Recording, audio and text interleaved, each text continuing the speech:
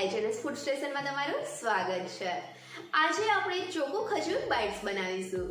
જો તમારા બાળકોને ચોકલેટ ખૂબ જ પસંદ છે તો તમે તેને એક વખત આ ચોકો ખજૂર બાઇટ્સ ખવડાવશો ને તો તે તેના ફેન થઈ જશે અને તે બહારની ચોકલેટ ખાવાની જગ્યાએ વારંવાર આ ઘરે જ બનાવેલા ચોકો ખજૂર બાઇટ્સ ખાશે।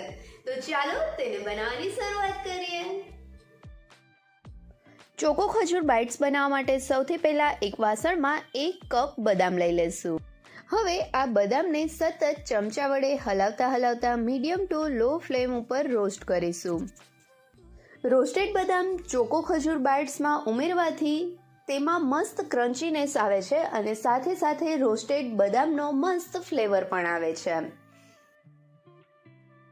બદામને રોસ્ટ કરવા માટે થોડી વાર બદામ ગરમ થાય ત્યાં સુધી ગેસની ફ્લેમ મીડિયમ રાખીશું અને ત્યાર પછી ગેસની ફ્લેમ લો કરીને બદામને રોસ્ટ કરીશું। જો બદામને મીડિયમ ટુ હાઈ ફ્લેમ ઉપર રોસ્ટ કરીશું તો બદામ કાળી થઈ જશે અને તે પ્રોપરલી રોસ્ટ નહીં થાય। બદામને રોસ્ટ કરતી વખતે તે ફૂટવા લાગે એટલે કે તેની જે છાલ હોય તેના ઉપર થોડા ક્રેક્સ થવા લાગે અથવા તો તેના ઉપર આ રીતે થોડા ગોલ્ડન સ્પોટ થવા લાગે એટલે સમજવું કે બદામ રોસ્ટ થઈ ગઈ છે। તો હવે ગેસની ફ્લેમ બંધ કરી બદામને સાઈડમાં લઈ ઠંડી થવા દેશું। બદામ ઠંડી થાય ત્યાં સુધીમાં 1 થી 1.5 કપ જેટલો ખજૂર લઈ તેના બી કાઢી લેશું અને ત્યાર પછી આ ખજૂરને નાના ટુકડામાં કટ કરી લેશું। અને હવે બદામ પણ ઠંડી થઈ ગઈ છે તો હવે આ રોસ્ટેડ ઠંડી થયેલી બદામને એક ચોપરમાં લઈ લેશું અને ત્યાર પછી તેનો અધકચરો ચોપરમાં ભૂકો કરીશું। જો તમારી પાસે આ રીતે ચોપર ના હોય તો મિક્સર જારમાં પણ અધકચરો ભૂકો કરી શકો છો।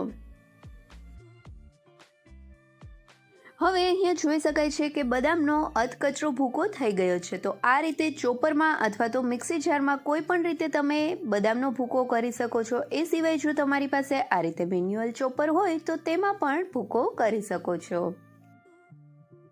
તો હવે આ અધકચરી ચોપ કરેલી બદામને એક બાઉલમાં કાઢી લેશું અને ત્યાર પછી આ બદામના ભૂકામાંથી 3 થી 4 ટેબલસ્પૂન જેટલો બદામનો ભૂકો આપણે સાઈડમાં એક બાઉલમાં કાઢી લેશું। આ બાઉલમાં કાઢેલી બદામને આપણે ગાર્નિશિંગ માટે ઉપયોગ કરવાની છે એટલે તમને જરૂર લાગે એ રીતે તમે બદામને અલગ કાઢી શકો છો। હવે બદામને સાઈડમાં રાખીને ફરીથી ચોપર લઈ લેશું। તેમાં ચોપરની બ્લેડ મૂકી આપણે જે ખજૂરના ટુકડા કર્યા હતા તે ટુકડા ઉમેરીશું। અહીંયા મેં સોફ્ટ ખજૂર લીધેલો છે। જો તમે કઠણવાળો ખજૂર લો તો તેને ગરમ પાણીમાં 5 મિનિટ પલાળ્યા પછી ઉપયોગ કરવો। હવે આ ખજૂરને ચોપરમાં ચોપ કરી લેશું। ખજૂર સોફ્ટ હોવાના લીધે તે તરત જ પીસાઈ જાય છે। હવે આ પીસેલા ખજૂરને જે આપણે બદામનો ભૂકો તૈયાર કર્યો હતો અને મોટા બાઉલમાં લીધો હતો તેની સાથે ઉમેરી દેશું અને હવે ચોપરમાં ચોપ કરેલ ખજૂર અને બદામને હાથ વડે સરસથી મિક્સ કરી લેશું। શરૂઆતમાં ખજૂર અને બદામને મિક્સ કરવું થોડું અઘરું થશે પણ ખજૂરને આ રીતે બદામમાં પ્રેસ કરતા જઈ બદામ અને ખજૂરને મિક્સ કરીશું।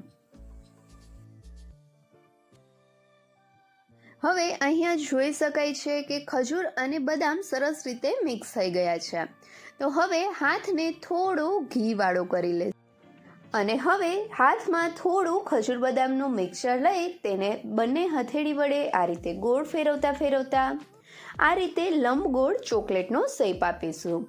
અહીંયા તમે તમારી પસંદનો કોઈ પણ શેપ આપી શકો છો।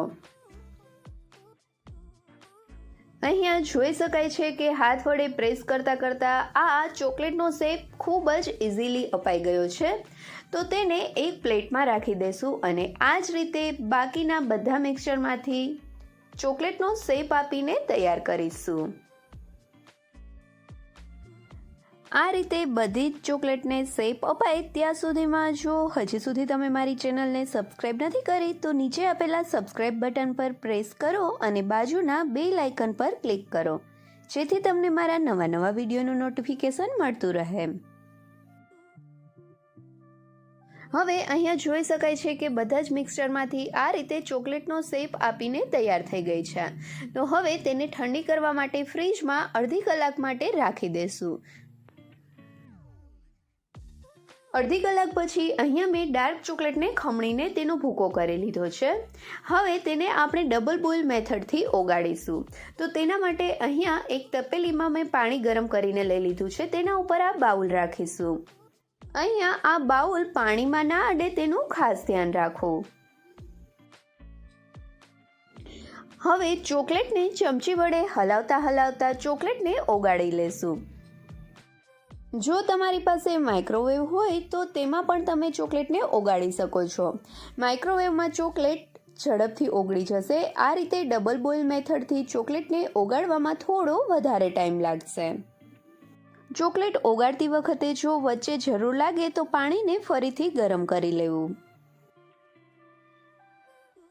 હવે અહીંયા જોઈ શકાય છે કે ચોકલેટ સરસથી ઓગળી ગઈ છે અને આપણે ફ્રીજમાં જે ખજૂર બાઇટ્સને શેપ આપીને રાખ્યા હતા તે પણ મસ્ત રીતે ઠંડા થઈ ગયા છે.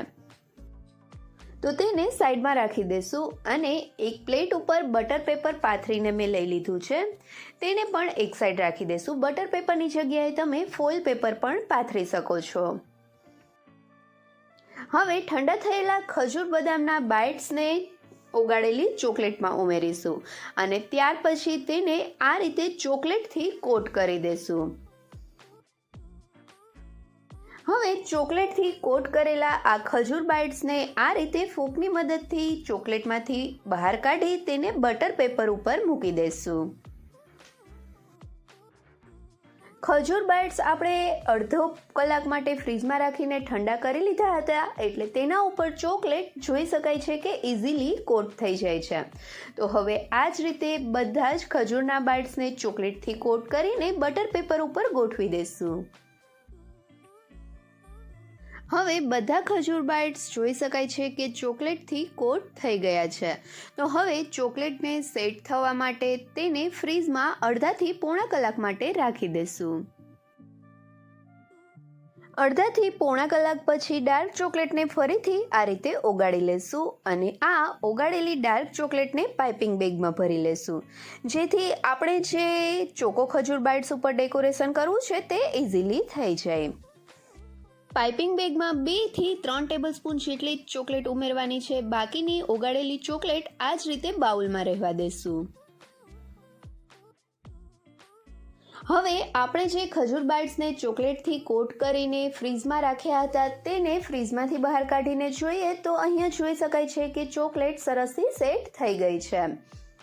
તો હવે બધા જ આ ચોકલેટથી કોટ થયેલા ખજૂર બાઇટ્સને બટર પેપરમાંથી અલગ કરી દઈશું અને તેમાં સાઈડમાં જો એક્સ્ટ્રા ચોકલેટ હોય તો તેને હાથ વડે રિમૂવ કરીને તેને એક પ્લેટમાં લઈ લઈશું. હવે આ ખજૂર બાઇટ્સને સાઈડમાં રાખીને ઓગાળેલી ડાર્ક ચોકલેટ અને આપણે જે બદામનો ભૂકો સાઈડમાં રાખ્યો હતો તે લઈ લઈશું. હવે ચોકલેટથી કોટ કરેલ એક ખજૂર બાઇટને લઈ તેની એક સાઈડને આ રીતે ઓગાળેલી ડાર્ક ચોકલેટમાં ડીપ કરીશું અને તેને થોડી ચોકલેટથી કોટ કરી લેશું અને ત્યાર પછી આ ચોકલેટથી કોટ કરેલા ભાગને જ બદામમાં ડીપ કરીશું જેથી જે આપણો બદામનો ભૂકો છે તે ચોકલેટ સાથે ચોંટી જશે. અને હવે સેમ આ જ રીતે બીજી સાઈડ પણ કરીશું. પહેલાં ડાર્ક ચોકલેટમાં ડીપ કરી તેને બદામમાં ડીપ કરીશું જેથી આપણે જે ખજૂર બાઇટ્સ તૈયાર કર્યા છે તેની બંને સાઈડ આ રીતે બદામ ચોંટી જાય. તો હવે આ જ રીતે બધા જ ખજૂર બાઇટ્સની બંને સાઈડને ડાર્ક ચોકલેટમાં પહેલાં ડીપ કરીશું અને ત્યાર પછી તેને બદામથી કોટ કરી લેશું. બંને સાઈડથી બદામ વડે કોટ કરેલા આપણા બધા ખજૂર બાઇટ્સ તૈયાર છે. હવે તેના ઉપર બધા જ ખજૂર બાઇટ્સ ઉપર આ રીતે પાઇપિંગ બેગની મદદથી ચોકલેટથી ડેકોરેટ કરી લેશું. અહીંયા ડાર્ક ચોકલેટની જગ્યાએ તમે વ્હાઇટ ચોકલેટ પણ લઈ શકો છો. અહીંયા જોઈ શકાય છે કે આ રીતે ચોકલેટથી ડેકોરેટ કર્યા પછી આપણા આ ચોકો ખજૂર બાઇટ્સ કેટલા મસ્ત દેખાય છે. અહીંયા આપણે આ ચોકો ખજૂર બાઇટ્સને ચોકલેટથી ડેકોરેટ કર્યા છે, તો ચોકલેટને સેટ થવા માટે તેને ફ્રીઝમાં અડધા કલાક માટે રાખી દઈશું.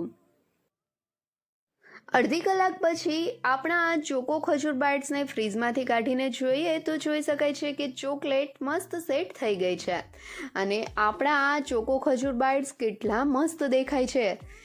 જો બાળકો એક વખત આ ચોકો ખજૂર બાઇટ્સને જોશે ને તો બહારની ચોકલેટ તો ભૂલી જ જશે અને એકવાર ટેસ્ટ કર્યા પછી તમને વારંવાર આ ખજૂર ચોકો બાઇટ્સ બનાવવાનું કહેશે. હવે આ ચોકો ખજૂર બાઇટ્સને કટ કરીને જોઈએ તો જોઈ શકાય છે કે તે અંદરથી પણ કેટલા મસ્ત દેખાય છે.